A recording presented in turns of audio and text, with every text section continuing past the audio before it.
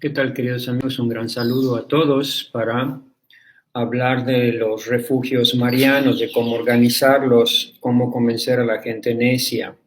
La verdad es que no es nada fácil, porque cómo hablar de formar parte del remanente fiel de las comunidades de vida cristiana si no viven su vida cristiana, nunca la han vivido. Son gente a quienes la fe no le dicta actitudes. Entonces, ¿qué vamos a hacer con esos? Puede estar que la señora convencida, pero el señor no está convencido, ni los hijos. O puede estar convencida la señora y el señor, pero los hijos andan por otro lado. Entonces, no es fácil. Pero les quiero dar algunos puntos que pueden ayudar, basados en mi experiencia de cómo yo formé las primeras comunidades de vida cristiana, los primeros refugios, hace ya 8 años o más. Y lo primero que necesita la gente es conocer su fe.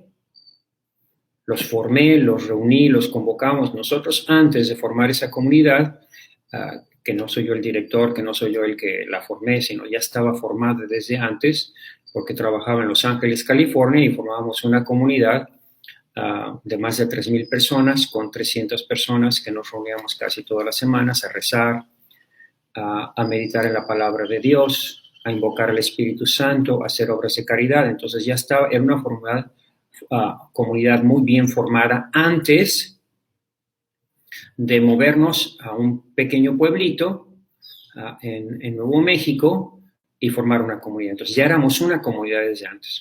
¿Qué formación les daba? Yo les voy a dar algunos puntos que pueden ser útiles. Primero que nada, un conocimiento de nuestra fe católica básica.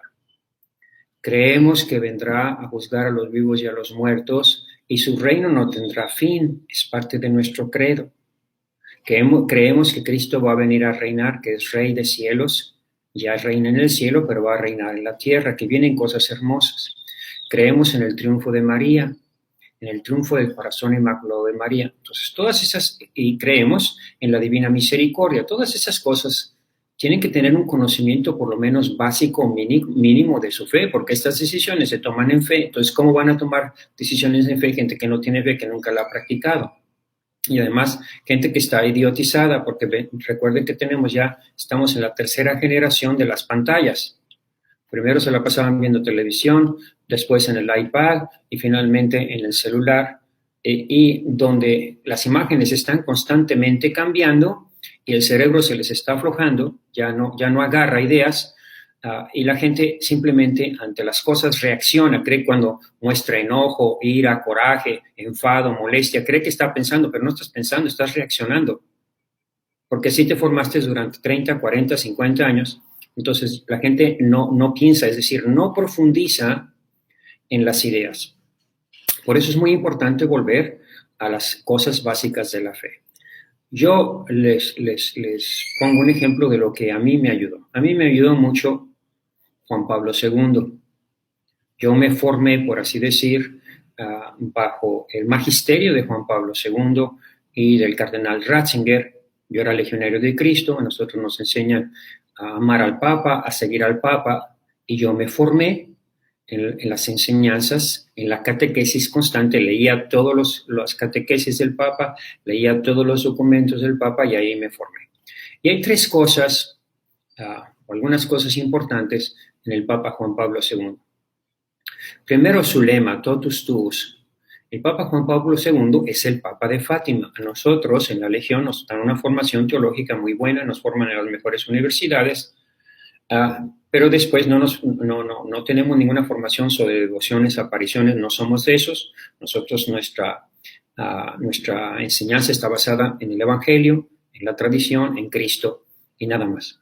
Pero eso no quita que tú te vayas formando poco a poco. Entonces, al hacernos nosotros, al seguir al Santo Padre, nos dimos primero cuenta que era un papa, el papa del totus tuus ego sum.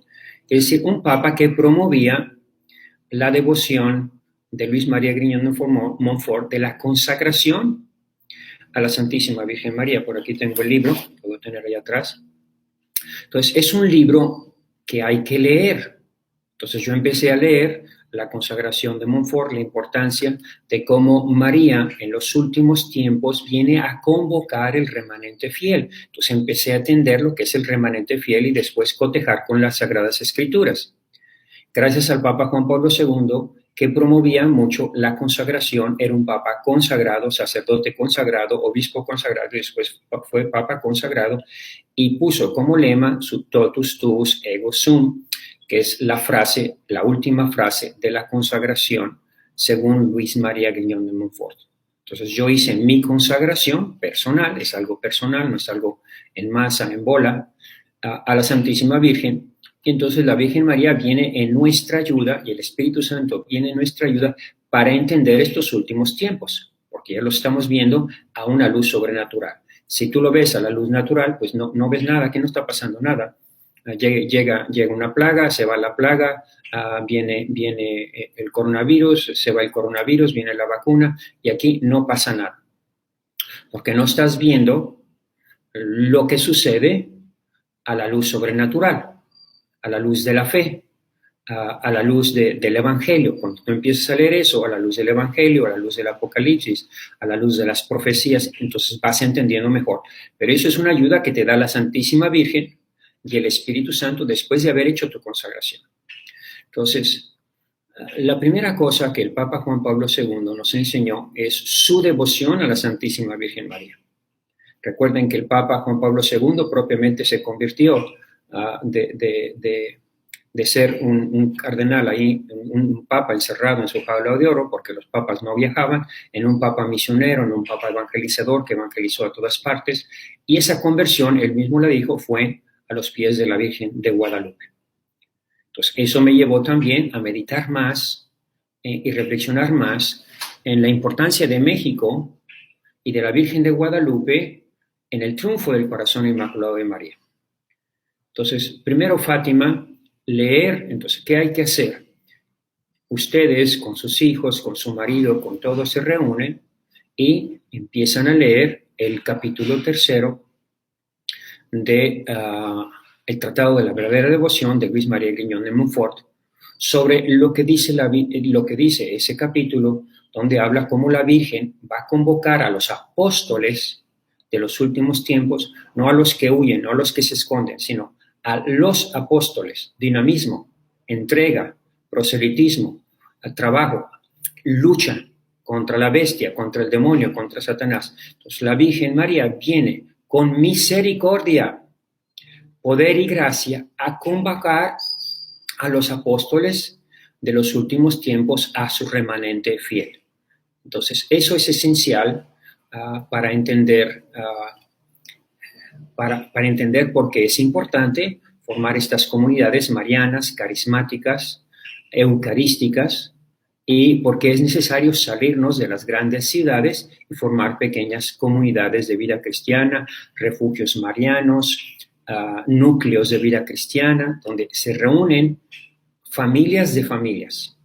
Entonces ya se van reuniendo a estudiar y lo primero que tienen que estudiar, leer, es Luis María Grignon de Montfort, hacer su consagración de los 33 días y empezar a rezar el rosario. Y después las cosas empiezan a suceder naturalmente. Es decir, la misma Virgen y el Espíritu Santo te empiezan a iluminar y entender, a profundizar más en las Sagradas Escrituras, en la tradición, en las profecías, y empiezas a entender todo eso. Entonces, eso es fundamental.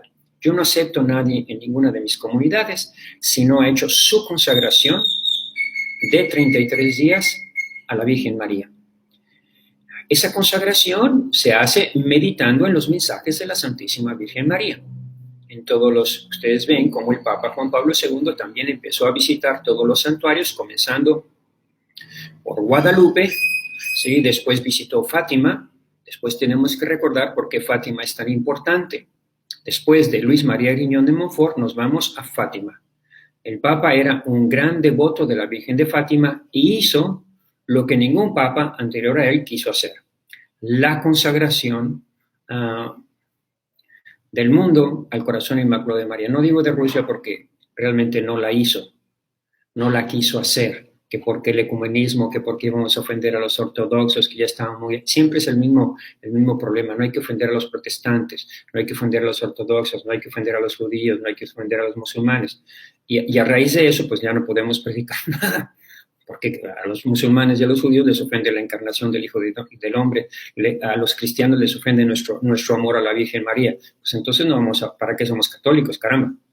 Entonces, pero bueno, el hecho es que el Papa Juan Pablo II consagró a los países del este a la Virgen María. Y esto es muy importante porque esto es histórico. Todos saben, todos los que nacieron un poquito antes de los 70, saben lo que ha sucedido. Que la Virgen María se aparece en Fátima, estamos hablando ya no de Montfort, estamos hablando de Fátima, se aparece en Fátima en 1917 y hace varias profecías. La primera profecía es: la Primera Guerra Mundial se va a acabar, pero esto es culpa de sus pecados. Son ustedes los que han desatado la Primera Guerra Mundial. Se va a acabar, pero si no se convierten va a venir otra guerra peor. Y efectivamente así sucedió, o sea, ya no podemos dudar, a pesar de que hubo un milagro, el milagro del sol, que empezó a girar, y sin embargo, en la iglesia no se creía en Fátima. Más aún, durante el concilio se dijo que había que borrar Fátima y Lourdes y todas las apariciones marianas, porque las apariciones marianas todas decían que venía crisis sobre la iglesia, y el concilio y los papas y los cardenales estaban diciendo que lo que venía es una primavera. Entonces la Virgen estaba diciendo en las apariciones marianas lo contrario de lo que algunos, a una corriente muy fuerte dentro de la iglesia después del concilio, decía que iba a venir la nueva primavera para la iglesia, mientras que la Virgen decía que iban a venir desastres, que iba a estar cardenales contra cardenales, obispos contra obispos, que venía una gran crisis sobre la fe, sobre la iglesia, que nos teníamos que convertir, que nos teníamos que arrepentir, que se iban a infiltrar las ideas Rusia, del comunismo, del ateísmo, se iban a infiltrar dentro de la iglesia si no hacíamos la consagración de Rusia al corazón inmaculado de María. Si no nos consagrábamos todos y si no promovíamos la devoción a la Santísima Virgen, porque la única que nos puede defender de Satanás, del demonio, la única que tiene poder para aplastarle la cabeza no es el Papa, no son los obispos, ellos no se los dio Dios a ellos. Les dará otros poderes de enseñarnos, de instruirnos en la fe, pero el poder de aplastar la cabeza a Satanás se lo dio a la mujer y tenemos que respetar. Entonces, si la mujer nos pide, recuerden aquí que la Virgen nunca da órdenes al Papa, no da órdenes a los obispos. Ella pide, solicita, como una mujer incluso que se somete a la iglesia, pero aclarando a la iglesia que el poder para aplastarle la cabeza lo tengo yo. Y si tú no haces lo que yo te pido, pues entonces vas a tener que sufrir las consecuencias. Entonces, a esta luz, después de vimos cómo se fueron cumpliendo cada una de las profecías de Fátima, la gente seguía sin creer. A pesar del milagro del sol, en la iglesia se seguía sin creer. El pueblo sí creía. El pueblo sí iba conservando la fe, amando a María, sirviendo a María, pero en la iglesia había una corriente de escepticismo hacia las apariciones, hacia las profecías, hacia las visiones marianas, incluso hacia la devoción mariana. Incluso había sacerdotes que en medio de la misa rompían el rosario y dice, esta oración ya no sirve. Estábamos hablando de esos tiempos después del concilio, donde las devociones marianas fueron, por así decir, desapareciendo de la iglesia. Entonces, la profecía de la Primera Guerra Mundial se cumple, si no se convierte vendrá otra guerra peor, y vino la Segunda Guerra Mundial. Esto lo digo para que vean que cualquier gente que tenga un poquito de cultura, aunque no tenga fe, entiende que todo lo que profetizó la Virgen en 1917 se fue cumpliendo. Todo esto hasta llegar a 1981, 13 de mayo de 1981, donde una sociedad secreta prepara el crimen mejor preparado, donde contratan a un sicario, a Liaca, que no le fallaba a una bala a 100 metros, a un clavo con la bala, le podía pegar a 100 metros de distancia. Era un sicario profesional, no fallaba. Y estaba a 3 metros del Papa, el 13 de mayo de 1981, le dispara y no lo mata. El Papa al día siguiente, todo esto es histórico, son datos que ustedes pueden verificar en la internet. Al día siguiente el Papa se despierta y le dice al secretario, Santidad, ¿sabe qué día fue ayer? Y el Papa le dice, pues no sé ni qué día es hoy, no sé ni dónde estoy, está en el hospital. Ayer atentaron contra su vida y se salvó de milagro. El doctor dice que la bala hizo zigzag. Una bala de 9 milímetros no hace zigzag, es decir, iba hacia una vena principal de su cuerpo y se desvía y se vuelve a enderezar. Y dice el Papa, pues fue un milagro. Efectivamente, Santiago, ¿sabe qué día fue ayer? Fue ayer, no sé ni qué día es hoy. Ayer fue el 13 de mayo, Día de la Virgen de Fátima. Entonces, cuando el Papa pide que tráiganme el secreto de Fátima y lo lee, que no lo había leído ni le interesaba porque no les interesó ni le interesó a Juan 23, el tercer secreto, que ya se podía abrir en eso, ni le interesó a Pablo VI, que no creía en esas cosas. Juan Pablo I no tuvo oportunidad y Juan Pablo II andaba con otras cosas, paseando por todas partes y no tenía tiempo para andar leyendo secretos de 3 niños ignorantes allá en Fátima. Hasta que está en el hospital, lee el tercer secreto y ahí lee que vemos a un obispo vestido de blanco, caminar entre cadáveres, que va subiendo una montaña donde hay una cruz que parece hecha de corcho, le disparan y el Papa cae muerto. El obispo de blanco cae muerto. Entonces el Papa se da cuenta de que él debería de haber muerto. Era increíble que hubiera sobrevivido. Y entonces se da cuenta que es un milagro y lo dice al día siguiente por radio, perdono al hermano que me ha golpeado, una mano disparó la bala y otra la desvió. Entonces es el Papa que se siente, dice, cuando a una persona religiosa le sucede eso, que estás a punto de morir y no te mueres, quiere decir que Dios tiene algún plan para ti, algún proyecto.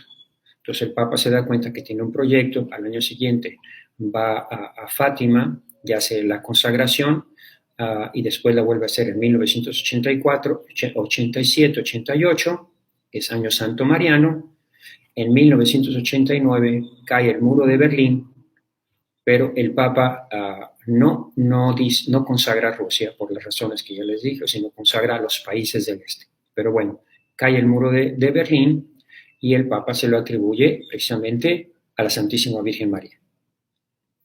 Después, en el año 2000, vuelve a hacer la consagración, hay la reunión de todos los obispos, y cuando están, porque no había cumplido con todos los requisitos, y la vuelve a hacer en el año 2000, la consagración a la Virgen María. De nuevo, no vuelve a mencionar Rusia, y Rusia no se convierte, seguimos con los mismos problemas, pero ciertamente la Virgen conoce las limitaciones que tiene el Papa, porque está presionado por fuera, y por lo menos concede un tiempo de paz a la Iglesia durante todo el tiempo el pontificado del Papa Juan Pablo II. Entonces, Fátima es importante. La otra cosa, Fátima, Montfort, la otra cosa que hay que leer es el diario de Sor Faustina. De nuevo, yo soy legionario de Cristo, a nosotros ni nos piden, ni nos invitan, ni nos dicen leer profecías, mejor concéntrate en el Evangelio, concéntrate en la Biblia. El problema es que no hacemos ni lo uno ni lo otro muchas veces. Pero si uno empieza a leer las Sagradas Escrituras, como digo, y le reza al Espíritu Santo, empieza a entender, las Escrituras te empiezan a golpear. Y si las lees a la luz de lo que dice Sor Faustina, de lo que dice Fátima, vas empezando a entender en qué situación estamos y cómo estamos llegando ya a los últimos tiempos, que vuelvo a repetir, últimos tiempos no significa saber el día ni la hora del juicio final o de la venida de Cristo, no significa eso. Últimos tiempos significa tiempos en que te tienes que definir. O eres cristiano o no eres cristiano, o con Cristo o contra Cristo. Lo acaba de decir nuestro Señor en el Evangelio de ayer, que no está conmigo, está contra mí. Entonces hay que tomar decisiones, ¿sí? O estás con la bestia, ¿sí? O estás con la mujer, o estás con el dragón, o estás con la mujer vestida de sol, o estás en la luz o estás en las tinieblas. El problema es que hay una corriente dentro de la iglesia en que hay lugares intermedios, hay sombras y tú puedes estar en medio y no te pasa nada. No es así. La Virgen María, nuestro Señor, pide que te definas. Le pide a tu marido, ¿quieres estar con Satanás? Pues vete con Satanás. ¿Quieres estar con la Virgen? Pues demuestra que estás con la Virgen. Entonces escoge, no hay muchos caminos, no hay un camino intermedio. O eres trigo o eres cizaña, no hay más. Y cuando venga la separación, si eres cizaña, ya sabes las consecuencias de lo que te va a suceder. Cuando te mueras, aunque no pase nada, aunque no te mueras del coronavirus ni te mueras de ninguna cosa y dures 150 años, a la hora de la muerte o eres trigo o eres cizaña y tienes que sufrir las consecuencias de tus propias decisiones. Entonces, leer después de eso, dijimos que en la misma devoción al Santo Padre nos llevaba, me obligaba a leer un poco más de Sor Faustina, a leer el diario de Sor Faustina, a leer el diario, a leer a Montfort. Todo eso me iba ayudando, nos iba ayudando a toda la comunidad que yo tenía en Los Ángeles, que les digo, eran muchísimas personas. Mi comunidad se formaba por más de 300 que nos reuníamos todas las semanas, todos los meses, a rezar, a invocar al Espíritu Santo, a la misa, a hacer adoración, y muchos apostolados y muchas cosas. Entonces empecé a leer Sor Faustina después del año 2000, ya tarde, pero empecé a leer Sor Faustina porque en el año 2000 el Papa beatificó a Sor Faustina. En el año 2000 publicó El Tercer Secreto, y en el año 2000 se publicó la Dominus Jesu, contra la que se rebelaron un montón de cardenales, obispos y sacerdotes y teólogos. Contra la Dominus Jesu, imagínense qué estupidez.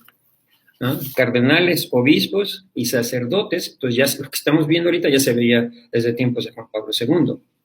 ¿Sí? Vuelvo a repetir, cardenales, obispos, sacerdotes y teólogos en contra de la Dominus Jesu. ¿Qué dice la Dominus Jesu? Que Jesús es el Señor, que Él fundó una sola iglesia y que esa iglesia es la iglesia de Cristo y que Cristo es nuestro único Salvador y que no hay ningún mediador entre Dios y los hombres más que Cristo. Imagínense una cosa fundamental, tan fundamental como es las enseñanzas. Lean, está en el internet, todo está, no estoy inventando nada, lean. Solo la gente necia, imbécil, que no quiere estudiar, ni quiere formarse, ni se interesó en las enseñanzas de Juan Pablo II, por eso están confundidos. Porque si hubieran asimilado la doctrina, las enseñanzas de Juan Pablo II y del Papa Benedicto XVI, ahorita no habría ninguna confusión dentro de la iglesia. Pero hay gente necia, gente tonta, gente ignorante que cree que puede salir un papa, llegar otro y cambiar todo lo que dijo el anterior. Así no puede ser. Es una necedad. O está equivocado el anterior, ¿sí? O está equivocado el nuevo. Pero no puede haber un cambio del sí al no y del no al sí, de la luz a las tinieblas, y las tinieblas valen igual que la luz. No es así. Se necesita ser, no digo necios, se necesita no tener nada de fe, ignorante de la fe católica.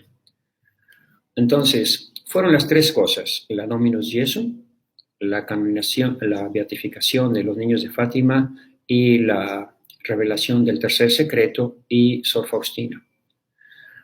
Donde el mismo Papa,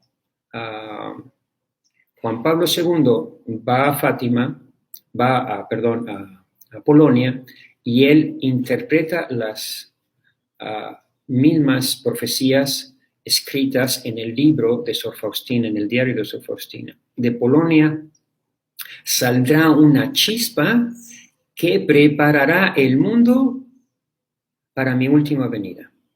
Y a nosotros, repito, en la Legión nos enseñan a amar al Papa, seguir al Papa, profundizar en la doctrina del Papa.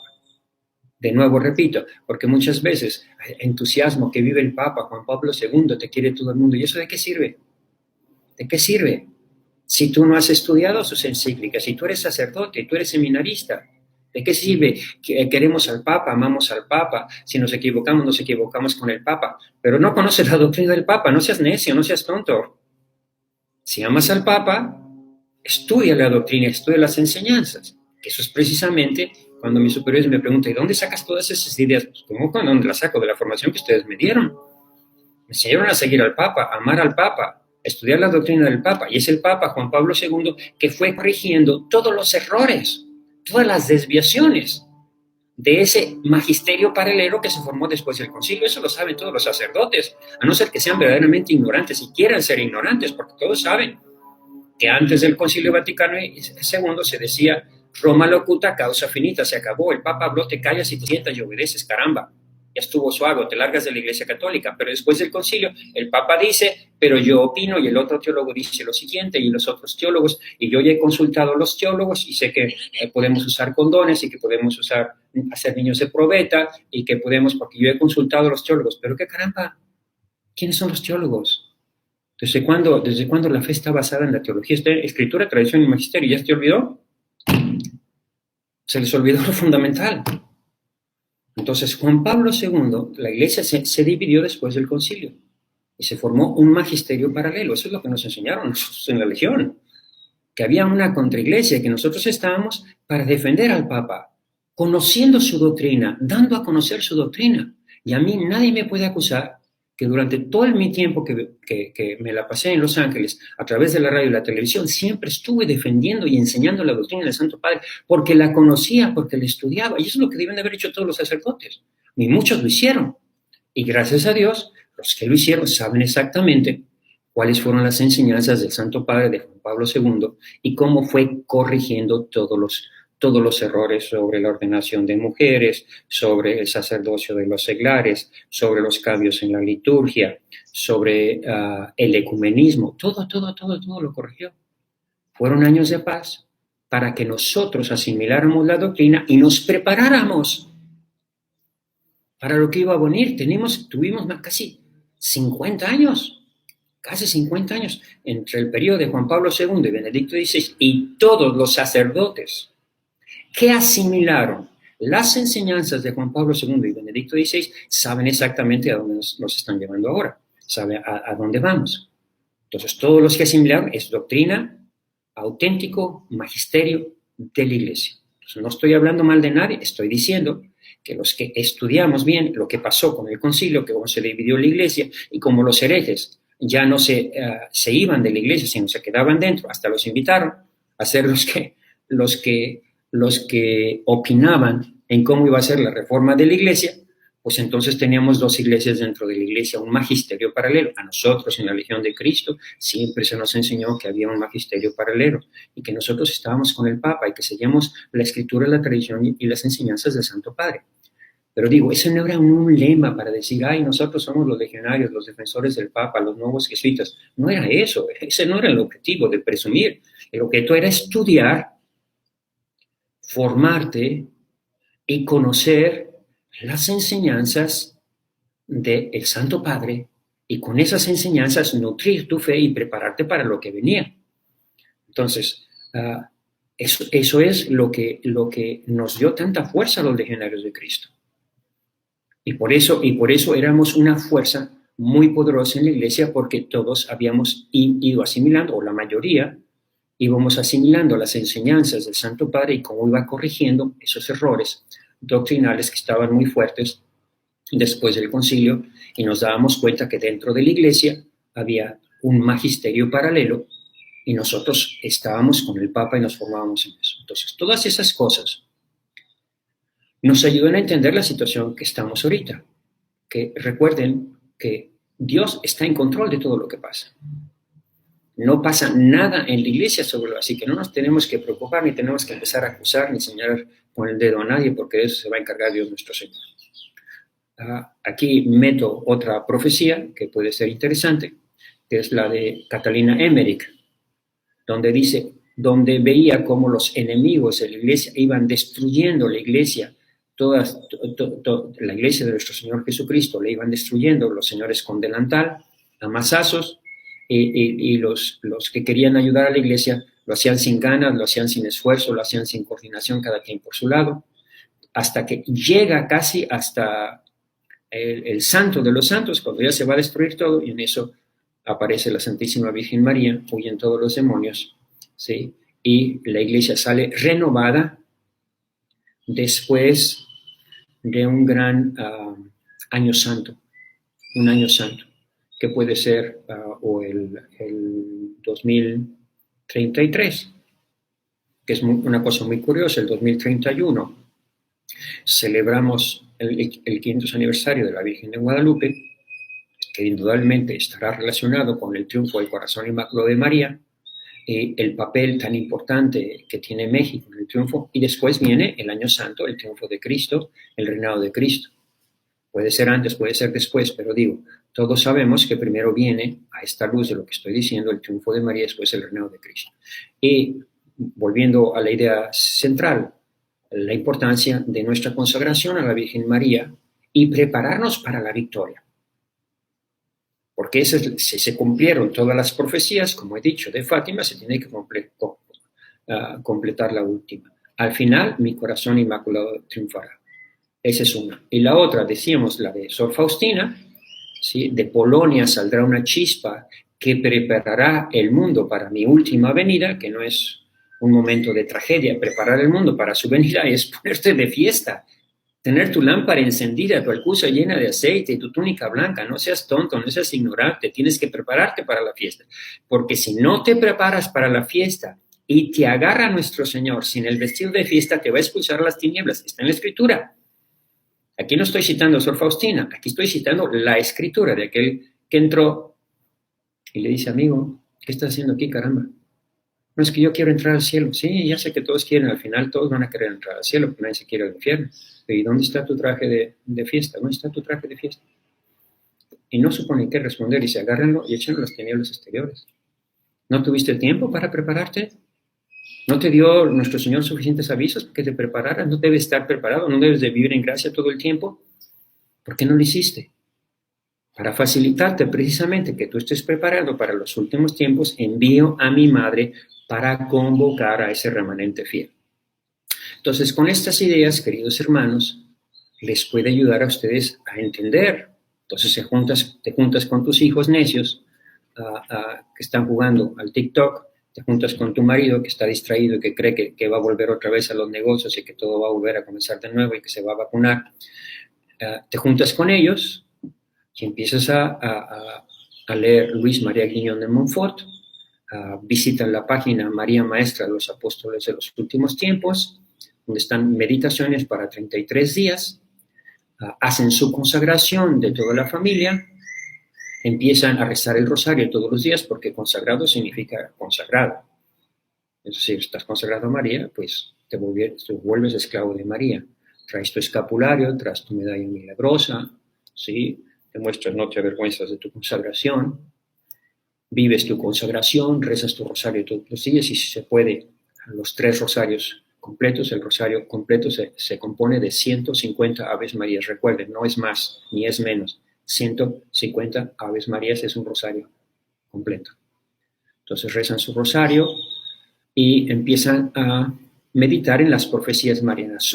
Es la Virgen María y el Espíritu Santo, como dice Montfort, vienen en la ayuda de ustedes. Y así, esas personas que no están preparadas, que no están formadas, empiezan a formarse en lo fundamental, que es su fe católica. Porque ¿cómo quieres formar un refugio mariano donde ni siquiera creen en la Virgen, donde con gente que ni siquiera cree en el rosario, que se mete a ver pornografía, que está haciendo estupidez y media y que no sabe que Dios nos está dando signos más claros? Porque más signos más claros no nos los puede dar. Están esperando todavía el gran milagro, pues ya está sucediendo y los avisos ya están dados para los que tienen un poquito de sentido común. Ya están los avisos que todos sabemos que lo que viene es peor. Entonces, nos preparamos para formar esas comunidades. Olvídense de refugios. Yo uso la palabra refugios marianos porque si no la gente no me entiende. Pero no me gusta la palabra refugio porque el refugio te relaciona la palabra refugio con miedo. Y no se trata de miedo, se trata de fe. ¿Sí? Yo me voy a uso como refugio la Virgen María, el corazón inmaculado de María, porque tengo fe, porque sé que con ella hay victoria contra el demonio y contra la muerte en pecado mortal. Sé que si soy devoto de la Virgen María, no me voy a ir al infierno. La Virgen María me va a sacar de las garras del demonio, me va a sacar de esa crisis de fe. Entonces, por eso es tan importante esta consagración. Entonces, con nuestros hijos hacemos nuestra consagración, empezamos a meditar, a leer los mensajes de la Virgen, todos los mensajes de la Virgen, los de Medjugorje, los de Garabandal, todos. Los de que se apareció debajo del freeway, lo que se apareció en una pared, que en un árbol, allá cuando vivía en Los Ángeles, la Virgen se aparecía en los árboles y todos se convertían, pues bueno, muy bien, perfecto. Pero nosotros leemos todas las profecías marianas a la luz de la Escritura. Entonces, eso nos ayuda a conocer más la Sagrada Escritura. Cuando tú ya tienes un conocimiento de la Escritura, puedes leer todas las apariciones marianas y ver aquello que te está confirmando que coincide con las Sagradas Escrituras. Porque hasta ahorita nuestra fe no está basada en visiones ni apariciones, está basada en Escritura, tradición y magisterio. Y eso vale para el Papa, para los obispos, para los cardenales. Escritura, tradición y magisterio siguen siendo las columnas para todos. Entonces, hacen su consagración, empiezan a leer el diario de Sor Faustina completito, el diario de Sor Faustina, o puedes subrayar pasajes que a ti te interesan, que tú sientes que tus hijos, tu marido necesitan escuchar, especialmente sobre lo que dice Sor Faustina: antes de venir como Rey de Justicia, vengo como Señor de Misericordia, de Polonia saldrá una chispa que preparará el mundo para mi segunda venida. Entonces ya sabemos todos esos. Es que tú no puedes saber que cuándo va a venir Jesús, que el día... No estoy diciendo que lo sé, estoy diciendo que todo lo que sucede nos está advirtiendo de que tenemos que estar preparados, aunque no pase nada. Si vives en gracia, si tienes tu túnica blanca, tu lámpara encendida, si estás confesado, si en esta cuaresma haces tu confesión general, pues ya estás preparado, caramba. Y si no pasa nada, de todos modos debes de vivir en gracia, de todos modos tienes que hacer tu confesión general, de todos modos tienes que vivir tu fe. El problema es que la gente no quiere vivir su fe y esperar a que pase algo para convertirse. Pues te va a ir muy mal. Te va a ir muy mal si haces eso. Por necio, por tonto, por ignorante. Entonces, esas son las cosas que tenemos, que nos pueden ayudar a que toda la familia, o que varias familias, se juntan, como yo lo hice allá en Los Ángeles, juntaba a mi gente y hablábamos de la Divina Misericordia. Yo fui el promotor, gran promotor de la Divina Misericordia en todo Estados Unidos. Los eventos más grandes de la misericordia los hacía yo, más que en Polonia. Más de 10,000 personas iban a los eventos de la Divina Misericordia. Entonces, porque todos me dicen que yo hablo del fin del mundo y del juicio y del castigo de Dios. No, yo hablo de la misericordia de Dios. Y que si no te acoges a la misericordia de Dios, tienes que sufrir las consecuencias. Que si no te acoges a María, pues vas a estar del otro lado. Nada más advierto de esas cosas, no estoy asustando a nadie. Es más, ¿cómo me acusan de asustarme? Si yo les digo a todos, no tengan miedo, no confíen en la ciencia, confíen en Dios, no tengan miedo. Todo el tiempo les estoy diciendo. Entonces, cuando les digo, no tengan miedo, no es necesario usar las vacunas, no es necesario todo eso, es confía en Dios, Dios te va a proteger. ¿Sí? Me acusan de que hoy soy rebelde y soy desobediente. Pues yo no los entiendo. ¿O meto miedo o no meto miedo? Entonces, bueno, lo importante aquí es la fe. Lo importante es hacer opciones de fe ya ahora. Por María, por Cristo, por el Evangelio, invocar al Espíritu Santo para que nos ayude. Si ustedes leen Sor Faustina, el diario de Sor Faustina sobre la misericordia, el Tratado de la Verdadera Devoción y Fátima y las profecías, en ese contexto, todas las familias, todos los que no creen o no entienden lo que está pasando, se puede formar una armonía de comunidades dentro de la ciudad. Para hacer esto no tienen que salir de la ciudad, no tienen que escapar a ningún lado, no tienen que hacer nada. Pero eso les va a ayudar la importancia y la necesidad de formar comunidades alternativas de vida cristiana. Así las llamaba el Papa Benedicto, la opción benedictina. Es una opción, no es una obligación. El que no quiera, que se quede en la ciudad y que se atenga a las consecuencias. Entonces, pero esto es una opción. Es más, yo lo llamo vocación. Tienes que sentir un llamado. La gente mía, que se salió de Los Ángeles hace 8 años, no se salió porque yo les dije. Yo les dije, recen al Espíritu Santo, le rezaron 30 días, le pidieron unas señales a Dios, Dios les dio las señales, y ellos se fueron a donde ellos lo digo. Yo no la formé, yo formé la comunidad.